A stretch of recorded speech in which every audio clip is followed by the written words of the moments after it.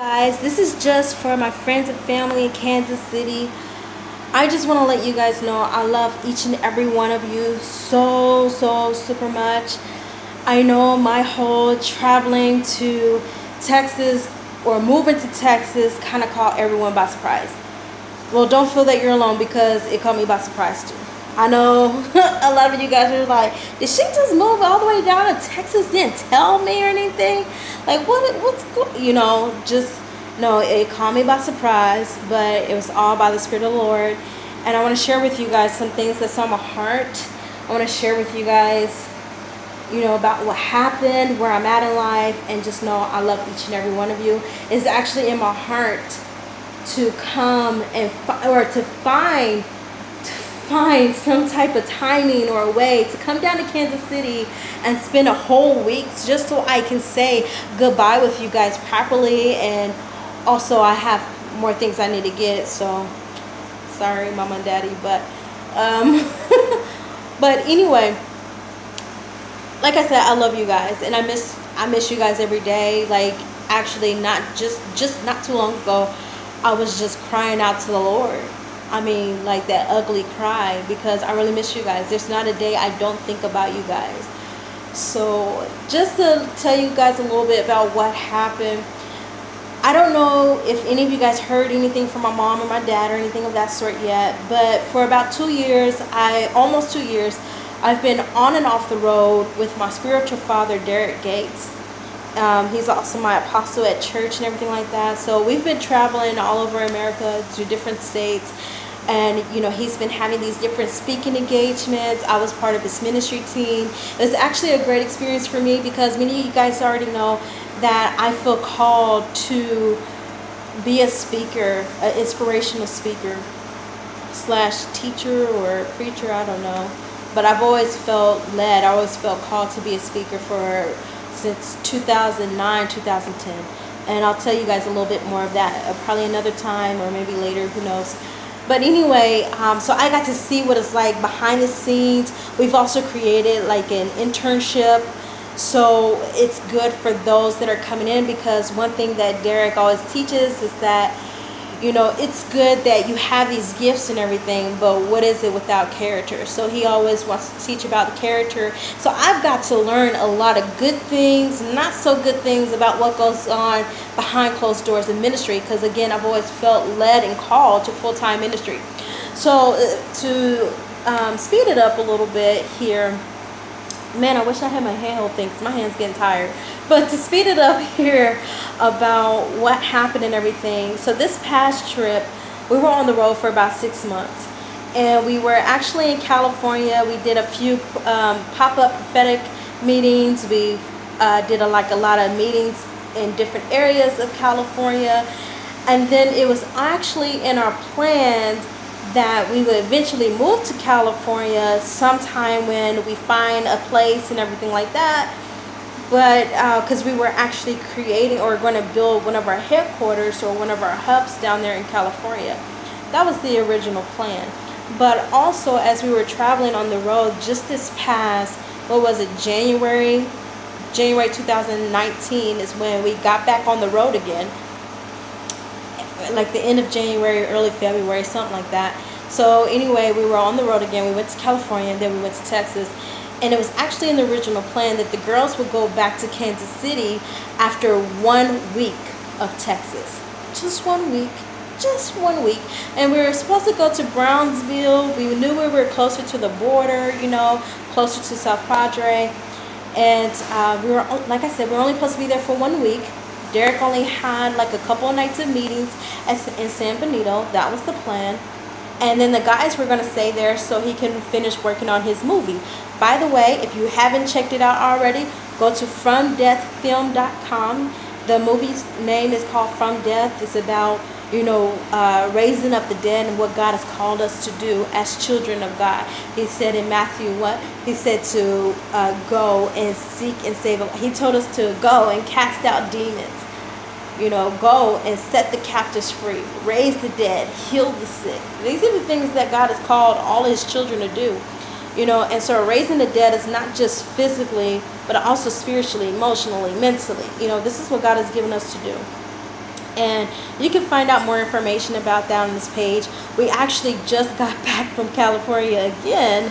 I want to say I just got back last week from the premiere, which is amazing. But that's not what this video is about, right? So anyway, what happened was that we were only supposed to be there for about a week. And that week turned into weeks, maybe about a month or so. And because this is the way we always are. Like, sometimes revival just breaks out. When revival begins to break out, we don't like to move until God tells us it's time to move. You know, I remember revival broke out back in New York, 2018, I want to say July 2018, because at the time I was working in Kansas City. And when revival broke out, they said, hey, Jennifer, we need your help. There's just too many people. And so I went and blase. So, like I said, when revival breaks out, we like to keep going until the Lord says, okay. So we kept going. And the area that we're in is in the valley. This is like a whole nother region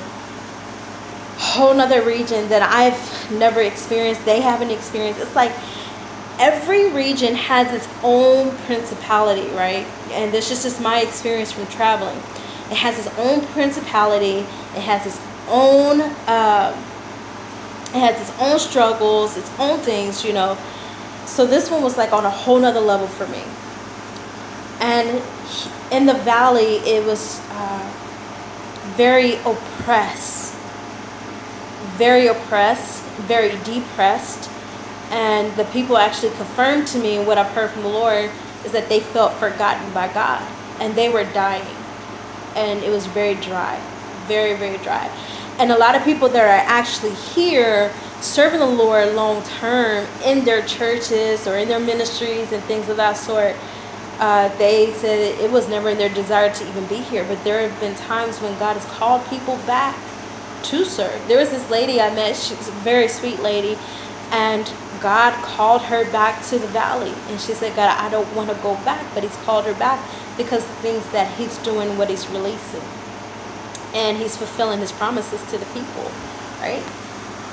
So anyway, as time go on, you know, I remember there was an opportunity that was about to be given to me to go back home to Kansas City. And I really thought about going back home to Kansas City. But I remember we had one more night of service at that time. And during worship, Holy Spirit came up so thick, so strong, as he has every night. But that night in particular, the Lord knocked me off my feet, literally knocked me off my feet. And he told me not to go back. He said, I need you to stay another month. And there's this book that I've been writing on. So he's been calling me to write my book. It was like, you have more time to think about your book and everything like that, to write on your book. But I need you to stay here for another month. I was like, all right, Lord. So from that point on, you know, God, like, things were just taking place.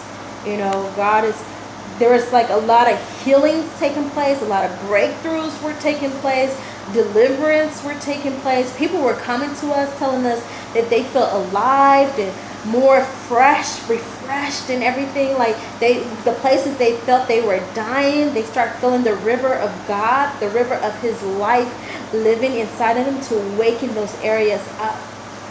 And it was so crazy because there was another time during worship, the Lord released a word to me. He said that this region feels, or they believe, that God has forgotten about them, but he hasn't forgotten about them at all. And so when I released that word, there were many of the locals that came to me afterwards, and they said to me that it was confirmation, because they really do feel forgotten, because there are many ministers, many ministries even, that were called to this region for certain things, but because of the oppression and the principality, the darkness that is in this valley, they choose not to answer the call. But the thing is that our team, none of us really been to the valley. At least I haven't, and I know some of the others haven't. I can't say the rest for two others that come to my mind. But I know, I believe we haven't come. But God told me, he was like, I knew that you guys would say yes. I knew you guys had a yes in you. And that's the thing about us, we do have a yes. And so that's why we came. And so God was able to do great and many works. And so many of them were coming alive. And it really broke my heart when I heard some of the locals were saying this, that so many people denied them. And so to them, they felt that God was denying them, that God was forgetting them. And they were like, when you guys got here, we've been feeling so refreshed, we've been feeling revived, and God is just healing us and breaking through, and people are hearing the voice of God again. People are growing their relationship with the Lord again. And to me, that's amazing. That's the best thing ever, right? And I remember one night I had an encounter, and as you guys already know, because we're so close to the border, that the area that we're in, it's like the witchcraft here is on such a different level than it is in California or the other places that we've been. And we're not afraid or anything like that. This comes with the ministry. But the thing is that this witchcraft is on a whole nother level. And I remember one night I was falling asleep and I was waking up, and I remember I had an encounter with these 3 witches. And I'm not going to go into the whole story, but God had to wake me up 3 times, like, pray. I said pray. I said pray, And so eventually I finally prayed. And he began to show me that he is restoring the well of revival that is in this valley. And he began to pour so strongly in me. And the reason and purpose, he's like, there's a greater purpose on why you guys are here. So I'm like, okay, Lord, I'm going to serve you here until you tell me it's time to go. Well, as time goes on, a couple months later, I think it was Derek's birthday also. Yeah, it was Derek's birthday and Cindy's birthday. We were celebrating their birthdays. And there was a word on that birthday week. There was a word that was given to Derek and Nina. Nina is his wife, so that's my spiritual mom. And it was a word given to them. And this guy doesn't know us from Adam. He didn't know us at all. And he gave them a word that confirmed so many things, what God is doing in our ministry and where God is calling us to plant. And part of that word, it was like that he had seen that God had called them to build a root in Texas and one in California. And, I remember thinking, I was fighting the Lord. I was like, look, God, that word was for them. It was not for me. It was released to them. It was not released to me.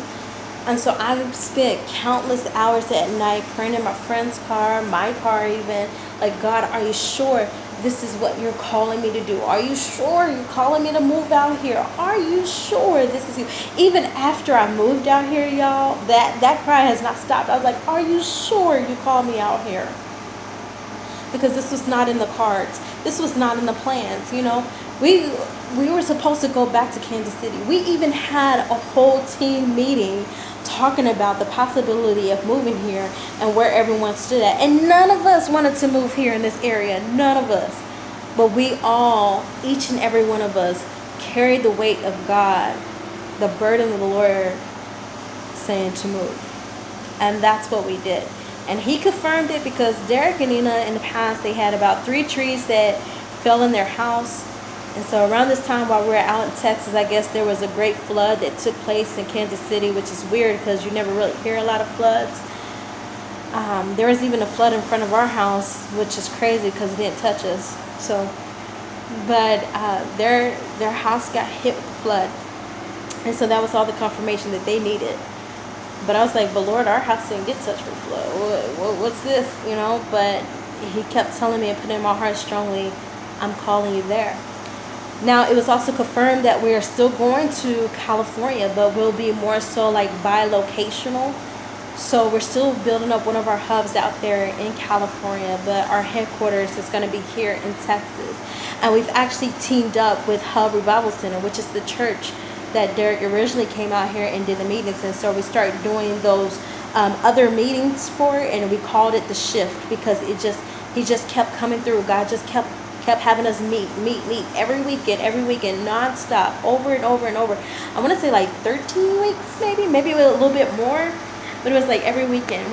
There was even a carnival going on, and we went to the carnival grounds and we started to evangelize and hand out flyers and talk to people and pray for them and everything like that.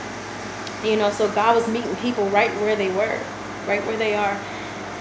And so, like I said, I did not mean to like just up and move without telling any of you guys or calling you or anything like that, because we've been really busy with a lot of things down here. We've been it not only did it take you by surprise, it took me by surprise. It took me by surprise. And it's been rough. It's been hard. I've been crying, not only because I just miss you guys in Kansas City and I think about you guys every day, but this area is not the easiest. For me, it's like a lack of diversity here. On top of that, they're really racist. They don't like black people, obviously. And I've been denied service and stuff like that. But God is teaching me, how to be okay with that, how to forgive, how to keep going forth, whatever. And so it's really hard to find diversity here. And I don't really like the sameness. So, as I mentioned earlier about what I believe God is calling me to do, just be praying for me that I will continue to answer and say yes to the Lord, regardless how I feel, what I think. Because I've always known that God's called me to full-time ministry. I've always known that. Just like I've known that He's called me to be a speaker for His kingdom, or an inspirational speaker. And He has confirmed that through for every year. He's been confirming that through so many other people, through circumstances and events. He's been confirming that I am supposed to be this inspirational speaker for His people, for His kingdom. And I'm also writing on a book, and it's just so much that's going on. I'm still trying to transition and settle and looking for a job. Looking for a job here is really hard because almost all of the jobs, especially all of the good jobs, are required for you to speak Spanish. And Spanish I do not speak. I know uno, dos, tres, cinco. I know how to count.